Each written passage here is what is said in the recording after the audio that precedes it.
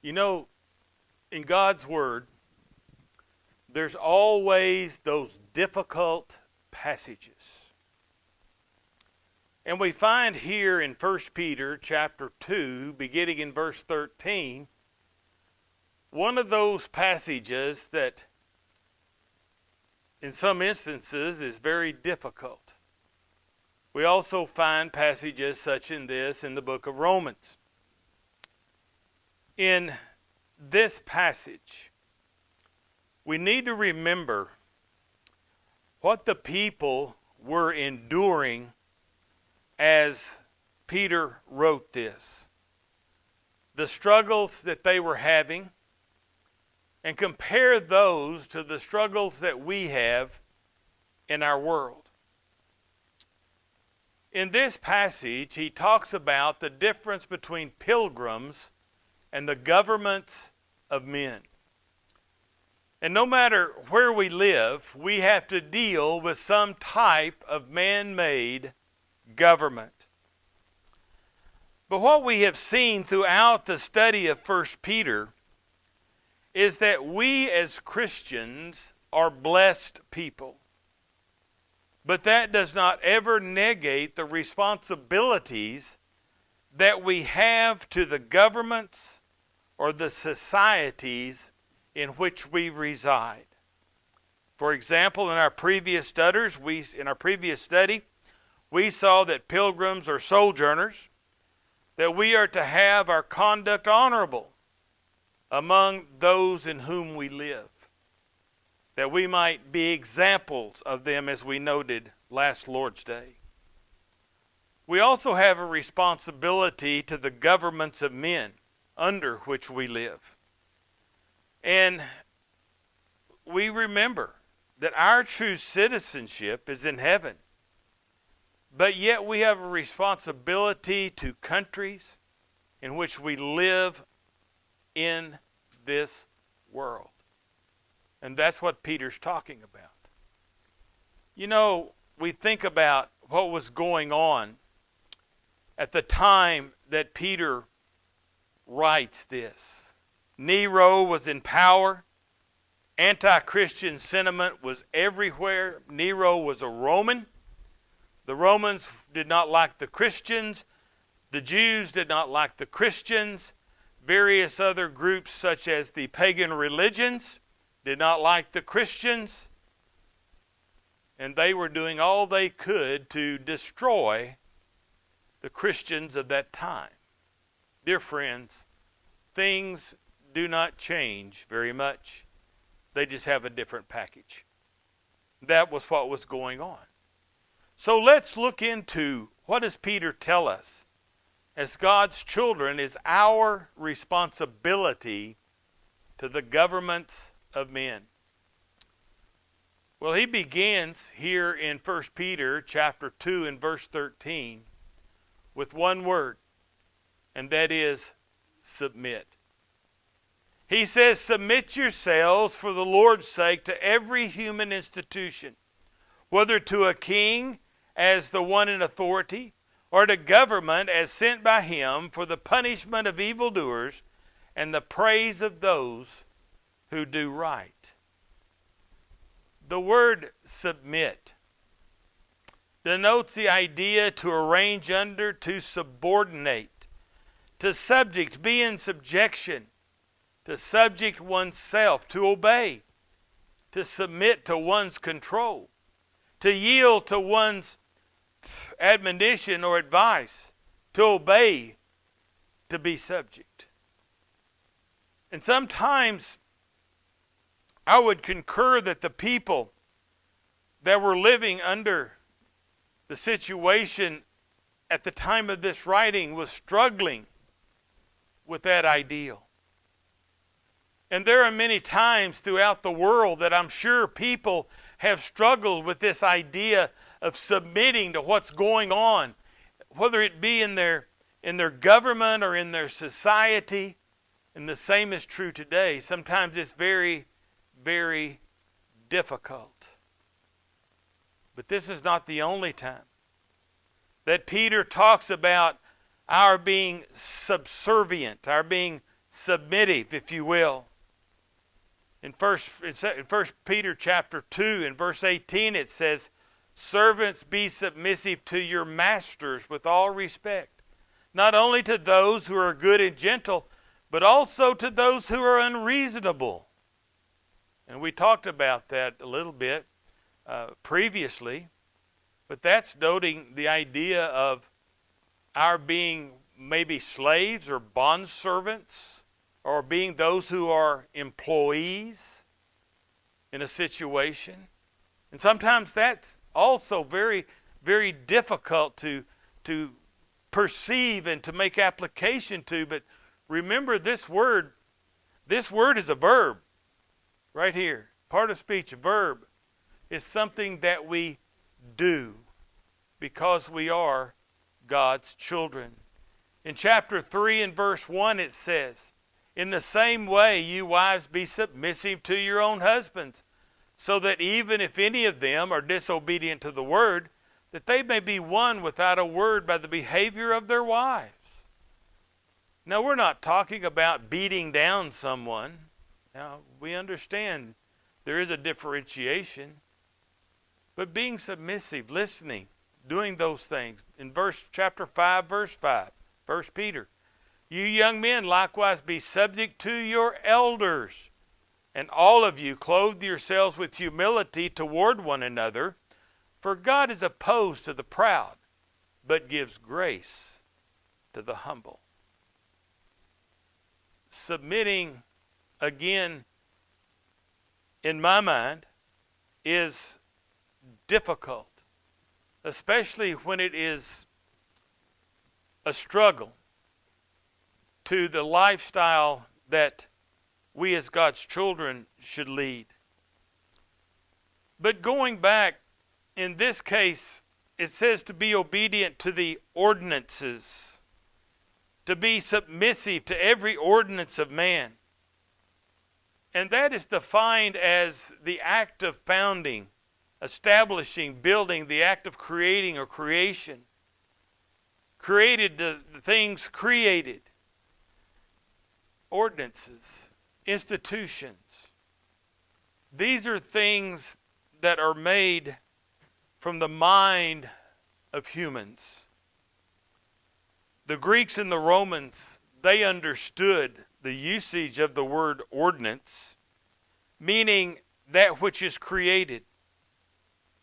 Therefore, this expression actually refers to participating in laws passed by government, civil government, or institutions. As we see within the context here, is to every human institution. We note also that we are submit to those groups, maybe a monarchy, a democracy, totalitarian state. And it is our responsibility to be submissive. I can just imagine what it was like to be those individuals who had to be under the Roman law, or to have to go out into the world every day and try to scrap together enough food to eat with the pagans, because they weren't going to allow you to work with or for them because you was a Christian. Same thing with the Romans. Same thing with the Jews. All of those out there, they were not going to allow you to have the things that you needed to take care of your family. But yet, Peter is telling us to be in subjection to all of these things. Over in Romans, as I mentioned a while ago, Paul teaches the same principle. In Romans 13 and verse 1, it says, every person is to be in subjection to the governing authorities. For there is no authority except from God, and those who exist are established by God. Now, I want you to put that passage in your mind. because it notes that every person is to be in subjection to the governing authorities, for there is no authority except from God, and those which exist are established by God. I think about the children of Israel going into Babylonian captivity, or one of the other captivities in which they ended up. And when we think about the time that Paul was writing, or the time that Peter's writing this, the Jews were actually under subjection to the Romans. And I'll tell you a little story about those individuals. They didn't like it in any fashion or form to be in subjection to Rome, but they were. Continuing on in Romans 13, going down to verse 5, he says, therefore it is necessary to be in subjection, not only because of wrath, but also for conscience sake. The wrath would be what you would have as recompense for disobedience to that government. Don't do that. That's not your motivation, but for your conscience. Verse 6. For because of this you also pay taxes. For rulers are servants of God. Listen to that. Rulers are servants of God, devoting themselves to this very thing, rendering to all what is due them, tax to whom tax is due, custom to whom custom, fear to whom fear, honor to whom honor. Now, does that mean we have to agree with everything that's going on in our country or our society? No. We don't have to agree with it, but we have to give honor to those that are in that position. And honor is hard sometimes. I can just fathom those individuals, those Christians who are being herded in to die by the Romans. It'd be a little difficult to honor the Romans, honor Nero, or any of the rest of them as they were being taken in to be tore up by wild beasts, or to fight till they were murdered, or just to be murdered.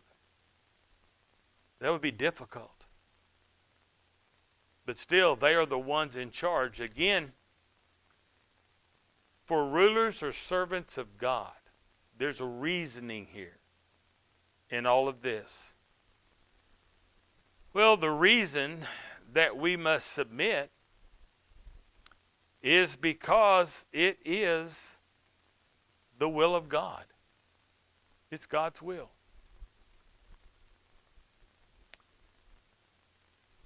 Doesn't mean it's not hard, but it means this is what God wants us to do. In verse 13, he says, submit yourself for the Lord's sake. And as servants of God, that should suffice. Peter doesn't explain why this is the Lord's will, but yet the end result is what Peter's looking at. And that is that you might silence the ignorance of foolish men. Again, I think about the people of the time of this writing,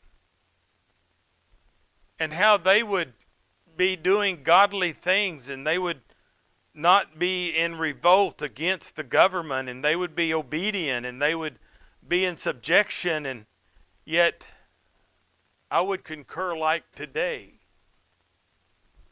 many of these foolish men just don't see it. And that's true today.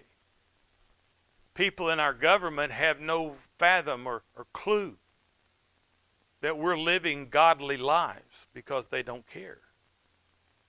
But it doesn't stop us doing it. Why? Because there's always those on the outside looking in. And it's also because of our allegiance to the heavenly King. Christians are often accused of sedition, treason. Look at Acts 17 and see if this is familiar to what's being spoken in our own world today. But the Jews, becoming jealous and taking among some wicked men from the marketplace, formed a mob and set the city in an uproar and attacked the house of Jason. They were seeking to bring them out to the people. Now, it was because of the teaching of the apostles. People were being converted. They were leaving Judaism for God's truth. So what did they do? These Jewish leaders didn't go out there and stand up for themselves, did they? No. They went and stirred up others. They divided people from people. They set this group, this mob, if you will, against the Christians. And what did they do? Did they go down to Jason's house and knock on the door and say, hey, we got a problem, let's talk? No. The word here is they attacked the house of Jason. And I would suggest that it wasn't to go down there and visit with him about it and come to an understanding. But they wanted to literally drag him out of the house in front of the people. Now look at verse 6. When they did not find them, talking about the apostles, they began dragging Jason, some brethren, before the city authorities, shouting, these men who have upset the world have come here also.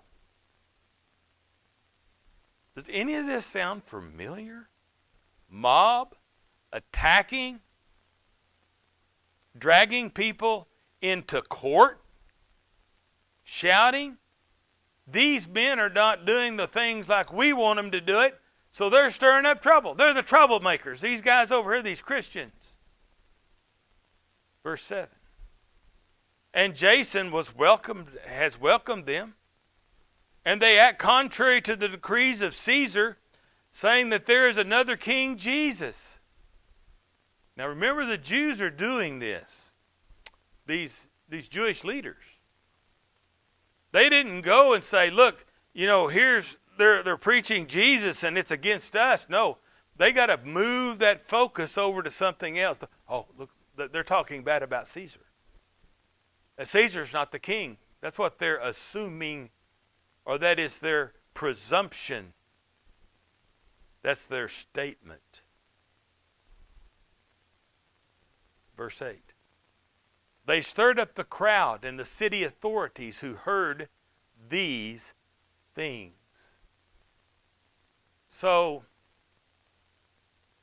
could we use this word? These Jewish leaders were spreading misinformation because they did not even know what they were talking about. But yet, as Christians, we are to submit to government, submit to the authorities, do good, but we cannot be silenced. Paul gives us another reason. Back up to verse 1. For there is no authority except from God, and those which are established by God. Who do you think established the Jewish government? God did at Mount Sinai. Yeah. Who do you think established the Romans? God did. He's the one that's in control. Who do you think established the Babylonians? The Medo-Persians? The Greeks? God did. Because God's in control. Why did the Jews come to the point that they fell into captivity? Because of ungodliness. And God allowed all of those nations, all of those peoples, to put them into captivity. Even those that are evil, God allows to do things according to His purpose. This being the case, to resist government means that we resist God. Romans 13, 2 through 4. It says, therefore, whoever resists authority has opposed the ordinance of God. And they have opposed will receive condemnation upon themselves. For rulers are not cause of fear for good behavior, but for evil. Do you want to have no fear of authority? Do what is good, and you will have praise from the same. For it is a minister of God to you for good. But if you do what is evil, be afraid. For it does not bear the sword for nothing. For it is a minister of God, an avenger who brings wrath on the one who practices evil. Now there's a whole lot in that right there. Man's authority is to deal with the evils of society. The rulers are to be feared by those who do evil.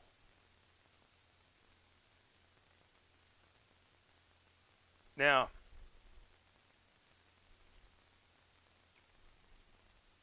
there was a lot of evil being done to the Christians in Peter's time that the government sanctioned. You think about it. It was sanctioned. And when they would take them and they would murder them, Nero lit the Appian Way with the bodies of Christians. That's the road going out of Rome. He would put them on a post that was sharpened and set them afire. That's evil. That is an evil person, an evil government. And of course, we know how evil Nero was if you go back and you study anything about him. But they were doing anything they could to destroy Christians and Christianity.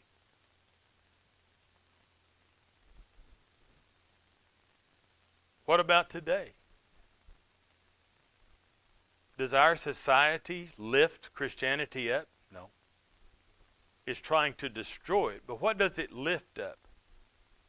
What does society today lift up? That which is evil. It kind of gets back to that old passage that when you say that evil is good and good is evil, that's the switch. What's going on here as Peter was writing this? So, lest we find ourselves resisting against God,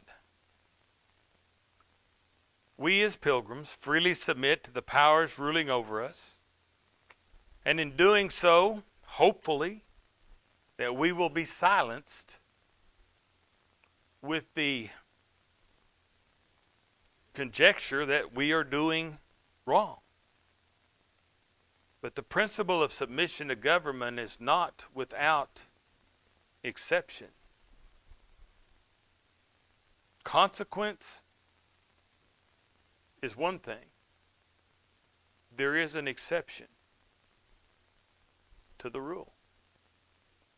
It's not just when government is oppressive. Consider the government and conditions under which Paul wrote this. Of course, we've noted that Nero was the ruler. He was the emperor at the time.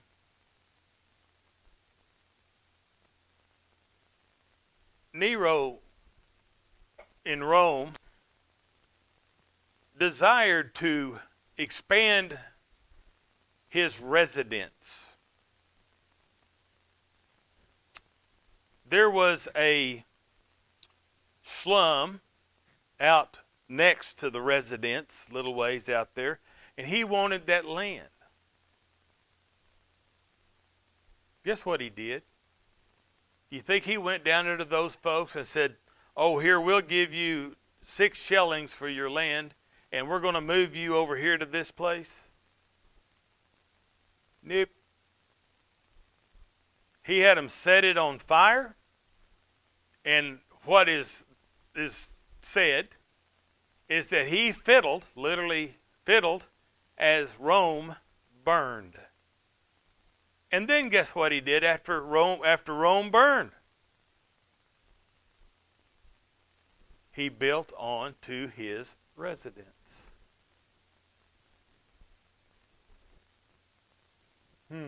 Anything burned lately that you know of? Over the last few years? And we built onto the residence? Just a question, don't know. The Neroian government was a totalitarian government. And under his reign, people suffered greatly.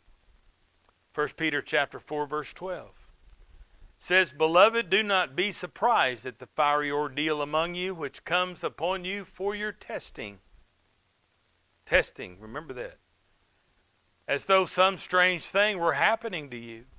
But to the degree that you share the suffering of Christ, keep on rejoicing, so that also in the revelation of his glory you may rejoice with exultation.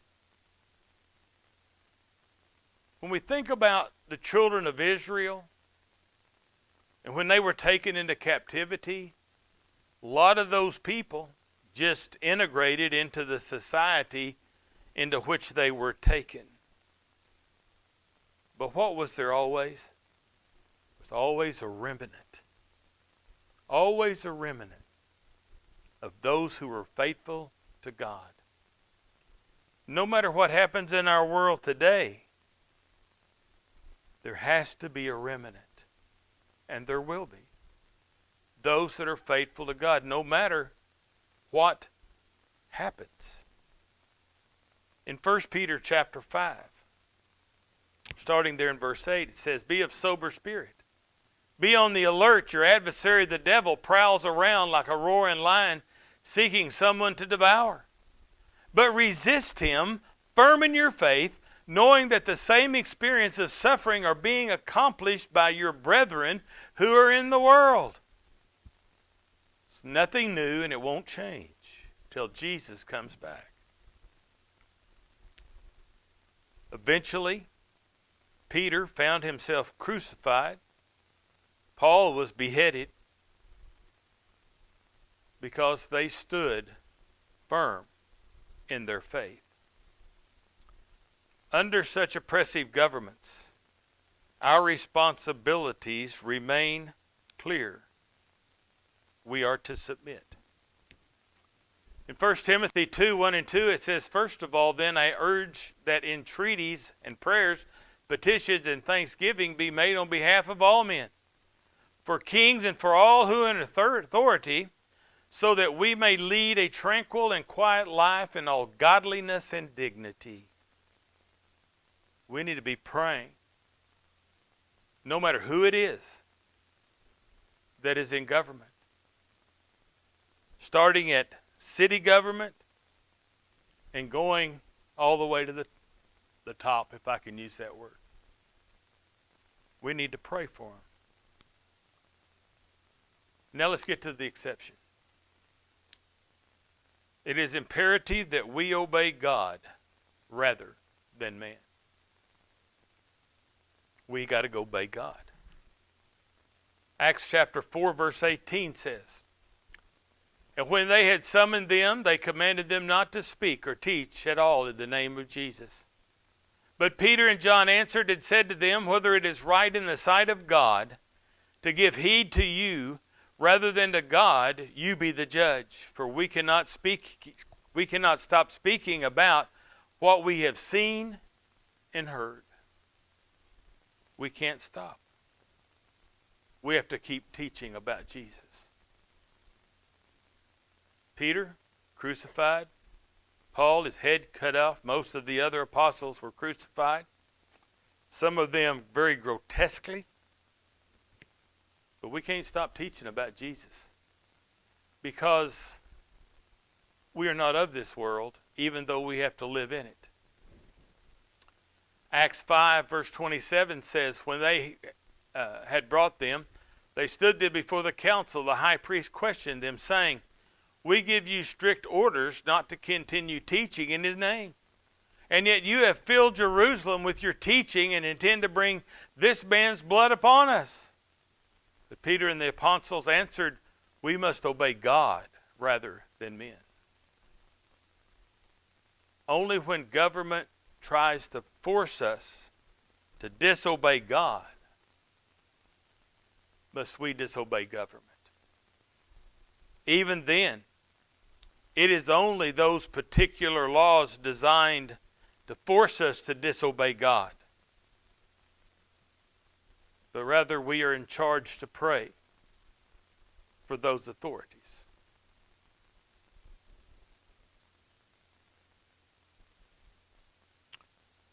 I would suggest that a lot of the things that we see in our society today, we're also seeing commonly in the society that Peter, Paul, the apostles lived. A lot of the same things going on.